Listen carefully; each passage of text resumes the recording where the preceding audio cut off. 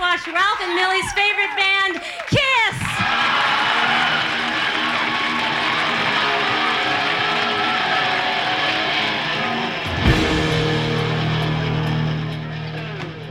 All I remember about the Friday's experience, which was a competitor to Saturday Night Live, same concept by the way, was that after the show, one of the girls who played a bit part in the show wound up back at the hotel with me, and then I thought everything was fine with the world. I thought, here's your reward. We were oblivious, really, to whether or not we were doing the right thing or the wrong thing. There were other issues that were... The big shadow was starting to be cast. It was clearer every day that Ace would go off on his own, and the end of that relationship was just around the corner. We were thrilled with Eric. We were getting along fine, but besides Ace leaving the band, I was spending more and more time in Hollywood with various girlfriends there, and look, the band had been around for years and our lifestyles were changing. And times were changing. Anybody who thinks it's easy to form a band and keep it going and stay true to yourself should look at the Beatles. Perhaps our favorite band of all time, who came from a small town, and as soon as outside girlfriends and lifestyles changed, it changed the band. That's what happens.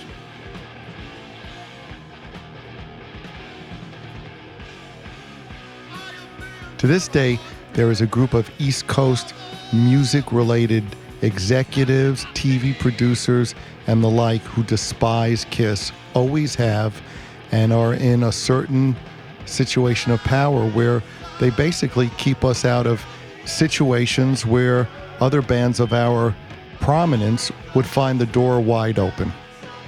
That being Saturday Night Live, that being the Rock and Roll Hall of Fame. It's the same group of people, and they speak loudly for themselves. Rolling Stone magazine, same thing. Here's a magazine that didn't mention the death of Eric Carr, a drummer who was playing in a band that sold tens of millions of albums, a drummer in a band who had toured the world, but decided to show the ultimate disrespect to the rock and roll community and the people who made Rolling Stone what it is by ignoring the death of one of their own.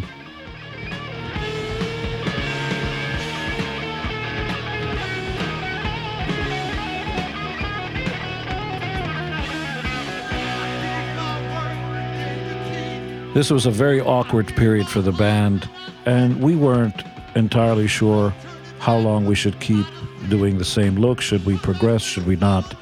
Somewhere along the line, I have to take the blame. I had this brilliant idea, I thought. We should do a concept record.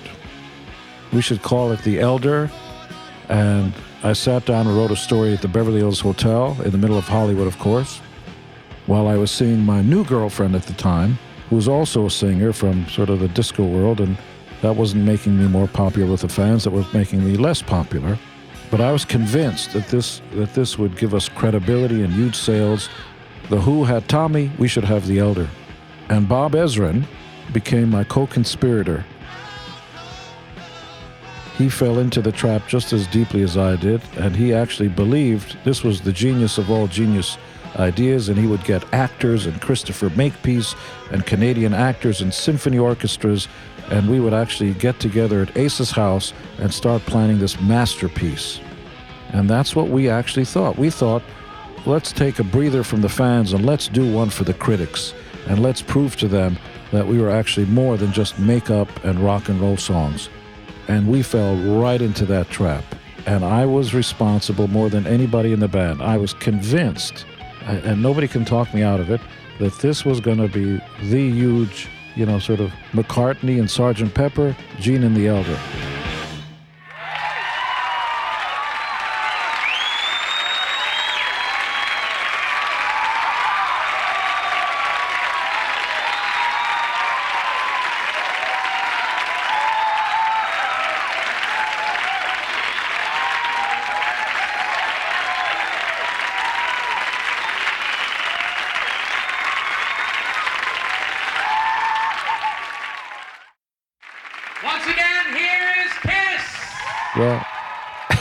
lots of things happened. Along the way, Ace Frehley refused to show up in Toronto where it was being recorded. He insisted on having the 24 tracks mailed down to him so he could do his solos from home, would not leave home. Eric Carr sometimes liked the material, sometimes not, but insisted on trying to push for more rock and roll feel.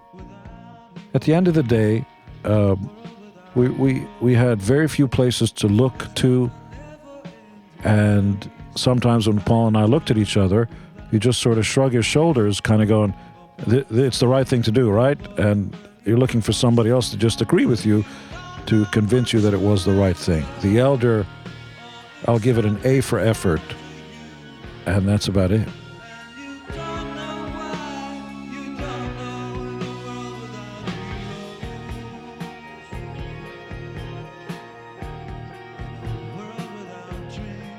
The problem with the band around the time of The Elder was that we were more concerned with how our peers viewed us than with how our fans viewed us.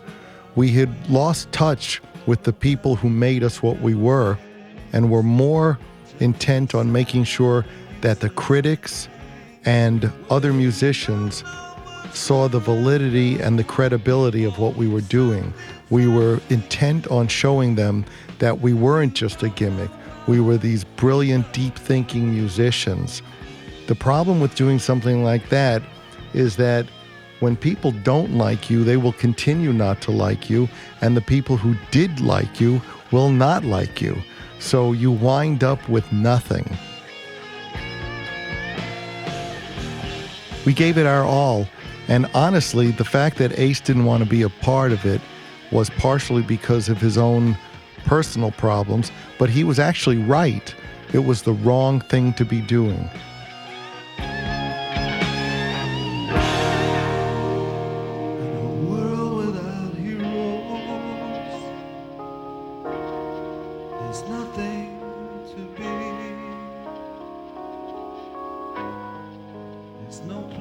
We were way off course, and unfortunately, we found ourselves in Toronto working with Bob Ezrin and seeing him as the captain of the ship. And lo and behold, the captain was not capable of navigating the waters. We reached a point where he wasn't even coming to the studio. So now we were really in trouble. We're in a situation creating an album where we're not really clear on what it should be or how it's going to shape up. And the person who we're counting on to help us is not coming to the studio. It was a nightmare. We ultimately wound up with 2 studios going pretty much round the clock. While Gene might be in one, I might be in the other, getting tracks done to finish up this folly that ultimately, when we played for the record company, they were silent, and not because they thought it was brilliant. Nobody knew that we were on the Titanic until we actually had water come up to our nostrils. Till the very end, even on the day it was being released, we thought this was the classic of all time. Paul's hand on the cover, knocking the door. When you open it, the band's pictures are not even on the album, just seats. We're too big to have our photos in. We're big. We're icons. This is a concept. It's about the Elder. Morpheus. There was all this sort of air of importance. It certainly wasn't rock and roll. There may have been a moment or two, a good song here and there, but as an album, it was misguided. And to this day, shows you the love and affection the fans have. To this day, so help me God, we get emails that say, you guys should do an all-Elder show. Do a whole tour and just play the Elder from beginning to end because it's such a classic. And we always write back to the hospital and tell the people that we hope they get better. It was sobering for us. You have to understand that people talk about preparing for the end. Sometimes you don't get any warning that the end is coming. So you literally go from selling out arenas to not being able to sell out a theater. it's such a shock. It takes the wind right out of you. It's like nothing I've ever experienced, where you go from being literally on top of the world to being over. To be honest, I think part of the look change was not a result of anything except we wanted to cut our hair. We didn't want to be long-haired rock and roll musicians anymore. We lost the essence of what we were. We were now very wealthy, very comfortable, and we're forsaking everything that put us where we were. And it wasn't let's have a new look. It was we're going to have a new look because we don't want to look like this anymore. One thing became clear to me around the time of The Elder, and that was how many vultures were circling to see us die. How many critics were waiting to finally see the death knell and celebrating it joyously. If I was lucky enough to get an interview, people had the audacity to ask me what it felt like to be on a sinking ship. There was a tremendous amount of joy and vindication of sorts for these critics that it was finally going to end. And it was then that clearly for myself, I made the decision, nobody is going to tell me when this is over. I will decide when it's over. And if it kills me, I'm going to make sure this comes back full force, because I'm going to rub it in the face of all these people, because once again, I'm going to show them they have no power over me and they have no power over real rock and roll.